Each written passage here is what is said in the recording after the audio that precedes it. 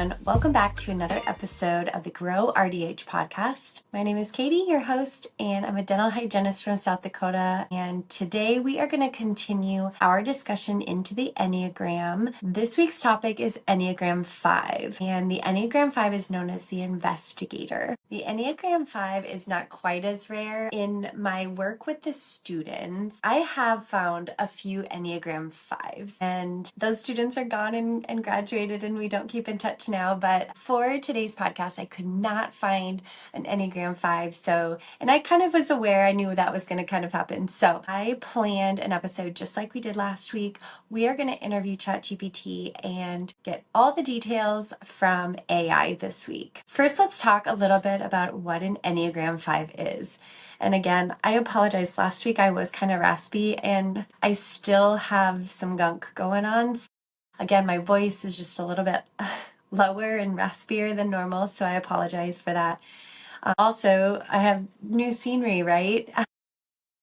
It's just been a week. I don't know where you guys are at in the country when you're listening to this, but it's been really, really cold, and we have had our share of sickness go through our house. My kiddos are just kind of going through it right now, and I'm going through it, and so I think everybody's just a little bit under the weather. There's just a lot of chaos going on at the house right now, so I decided to record this podcast episode on a lunch break, and so I'm currently at work right now. I'm on my lunch break, and it's gorgeous. You have a nice little scenery here, and it's really sunny today, but it looks so deceiving. It is frigid cold out still, but at least it's nice that it's sunny. So that's why I'm in a different setting too. I just thought it would be a little bit quieter and a little less chaotic, and just with all the sickness, my home right now is just kind of a place of rest and cuddling and just watching TV, getting better. So that is what we're doing at home. So let's get into the Enneagram. That's enough of me rambling. Let's get into the Enneagram 5. I am going to first talk about the Enneagram 5 and an overview of what characteristics Enneagram 5s have. And then we are going to interview ChatGPT, which is right there in front of me. I'm going to ask ChatGPT the questions, and I'm going to read you what ChatGPT said, and we'll just kind of reflect on that. If you are an Enneagram 5, you're up. I would love to hear your input on this episode. So please comment down below as we go through this and let me know what you think. Enneagram 5s, like I said, are known as the investigators. Some people call them observers. Enneagram 5s are deeply analytical and very private. They value deep thinking, they value privacy, and they also thrive on knowledge and obtaining knowledge, gaining knowledge, understanding things. These people are brilliant, brilliant people, and I do have an Enneagram 5 in my life, but they are not a dental hygienist. So Enneagram 5s really value their energy, if that makes sense, and I think it will in a second. They have a lot of intellectual depth to them, and they really value their personal autonomy. So of the Enneagrams, I think this person, this type 5, probably values their autonomy the most, because they want to conserve their energy for what they value and want to know and learn, and they're very introverted. Often feel most comfortable in their own inner world. You know, they have all of these thoughts and ideas and this really deep intellectual world, I guess, that they love and they thrive in. They prefer to observe, hence the nickname the Observer as well. They prefer to observe first rather than participate. I mean, they might participate, but they're gonna watch and see first before they even want to step in the ring. In the workplace, Enneagram 5s are a great asset because they are so knowledgeable and so intellectual in their thinking.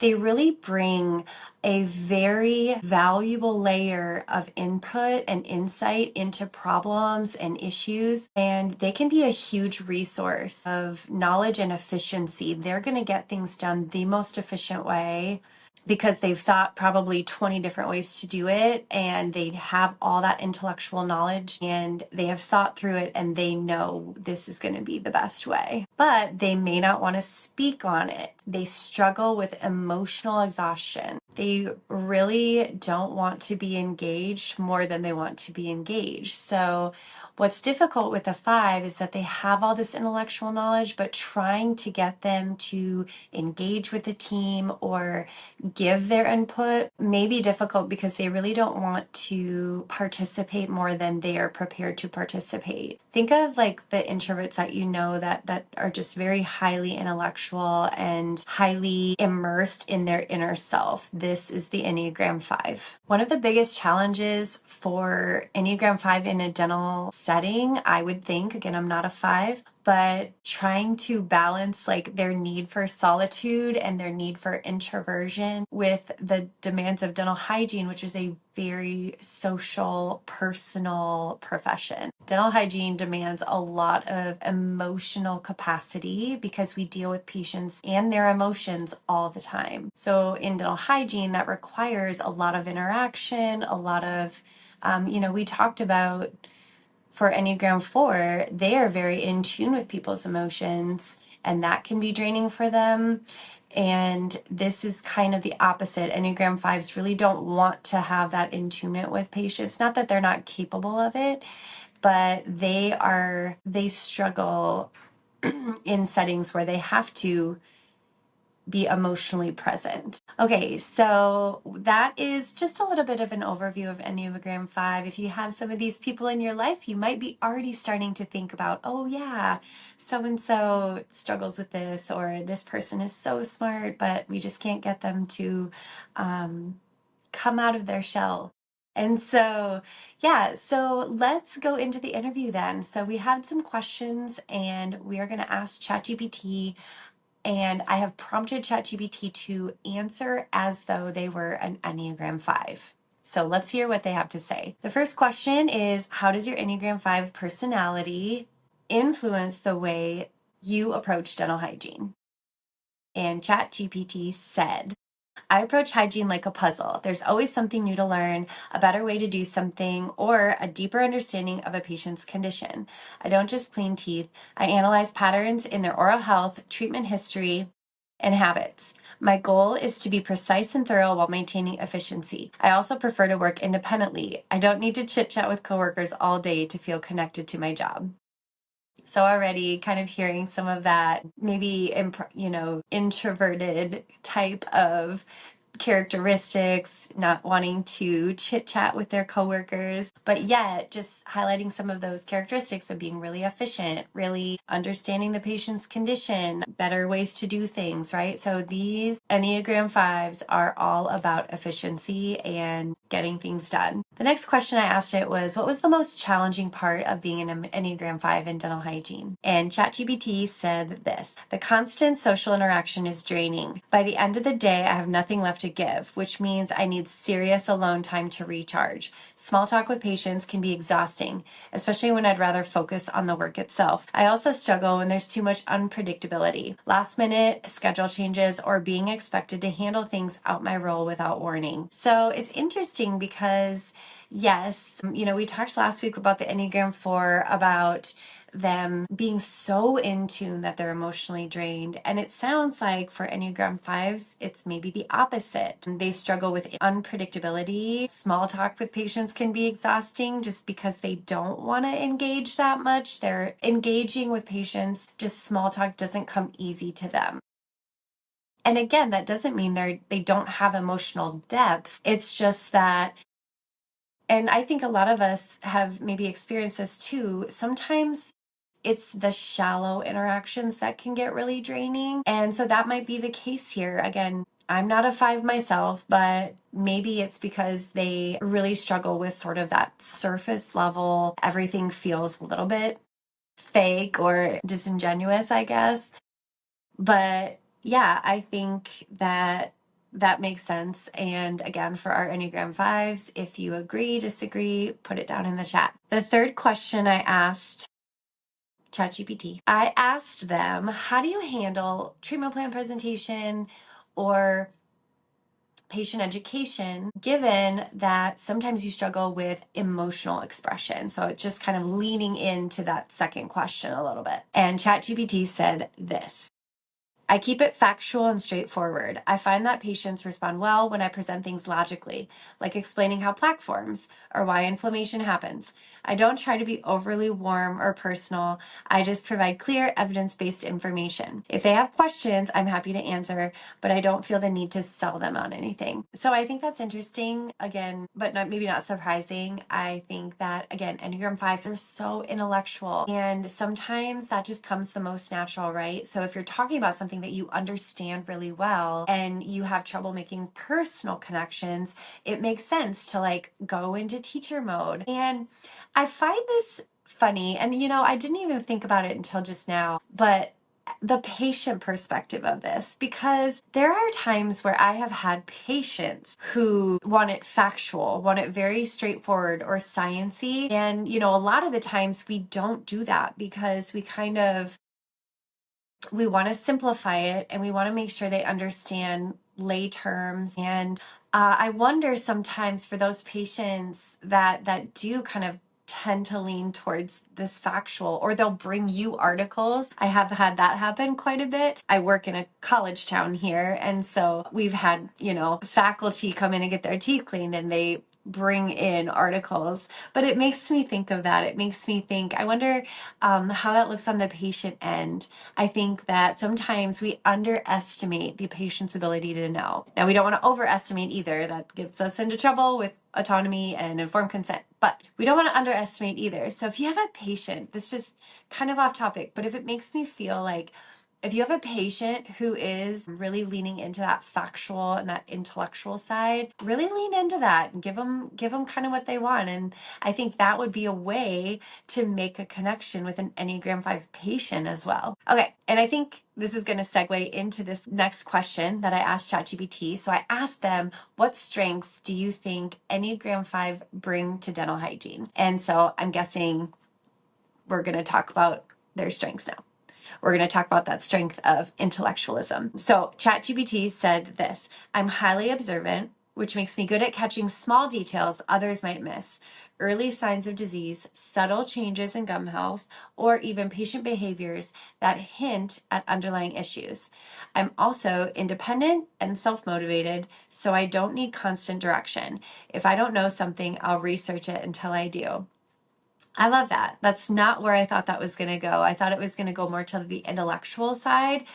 But really, what they're saying is that because they are so intellectual, they have the ability to really see things early in the mouth. They can early detect. They can catch small details because they're detail oriented. I also liked that it said, I'm independent and self-motivated. If I don't know something, I'll just go research it and figure it out on my own. Isn't that the best teammate ever? The teammate that you don't have to hold their hand, the teammate that is, and not all Enneagram 5s are going to be self-motivated. Not all self-motivated people are Enneagram 5s. I just love that this was highlighted as a strength because there is nothing better than working with a team that is self-directed.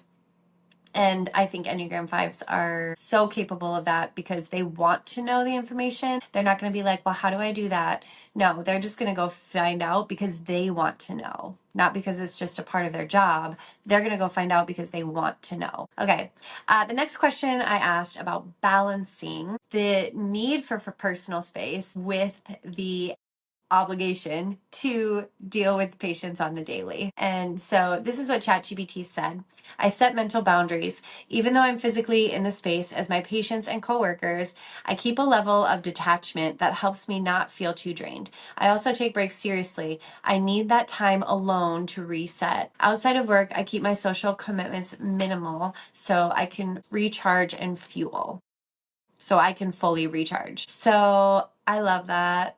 And I love that they take their breaks seriously. I wonder how many of us don't. It makes me think that they probably are very good at prioritizing their needs, prioritizing their time, and really sort of detaching from that stimulation that they really don't like or that bogs them down. And so I think that again, we can all take something from that and take our breaks and being more open to understanding when we feel drained and what is draining us. So I love that. Okay. And this is the last question, and it was very similar to 4, just because I'm not talking to a person. So again, it's kind of hard to come up with these when you're, or like, at least when I'm talking to a person, I can kind of like dig deeper, but anyway, it is what it is. We did what we could with what we had, right? So the question that I asked it is, if you could change anything about dental hygiene as a profession to make it better for an Enneagram 5, how would you change it? And ChatGPT said this: more autonomy